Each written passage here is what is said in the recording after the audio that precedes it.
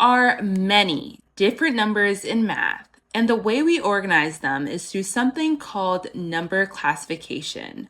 One major group is called real numbers. Every number falls into one of two categories: real numbers or imaginary numbers, which are part of complex numbers. In this video, we'll focus on only real numbers, which make up what we call the real number system.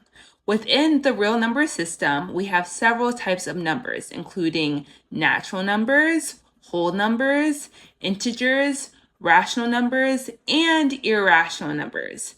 Today's lesson is all about irrational numbers. So, what are irrational numbers? In contrast to rational numbers, irrational numbers are numbers that cannot be written as a simple fraction. What makes them special? Their decimal form never ends and it never repeats a pattern. So, for example, unlike, for instance, 0.25, which by the way ends,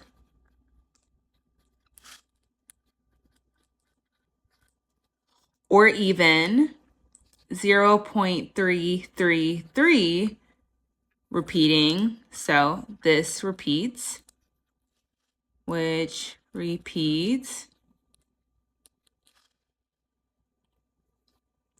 Irrational numbers just keep going on forever and ever with no predictable cycle.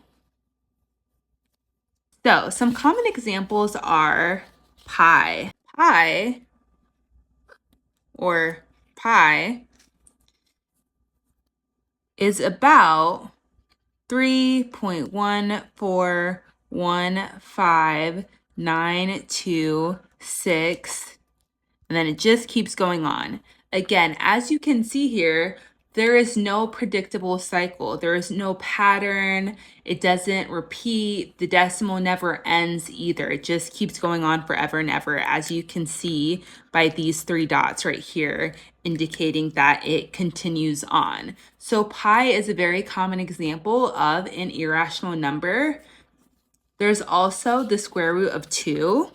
So if we plug in the square root of 2 into our graphing calculator, we get an irrational number. So a long decimal of 1.4142135 and on. So again, just like pi, this is also an irrational number because it goes on forever with no predictable cycle. There's no repeating pattern. This decimal right here, along with pi, that decimal we just reviewed, cannot be converted into a fraction. And so that is a component of a rational number in contrast to irrational numbers. For rational numbers, we are able to convert those decimals into fractions. For irrational numbers, we cannot convert these decimals into fractions. Now, another common example is e. So what we see a lot of times with logarithms. So e is approximately 2.7182818, and then again, it just keeps going. So again, this is another common example of an irrational number because again, it continues on forever with no predictable cycle. That concludes this video. I hope this helped. Thank you so much for watching. This officially concludes our series on the real number system.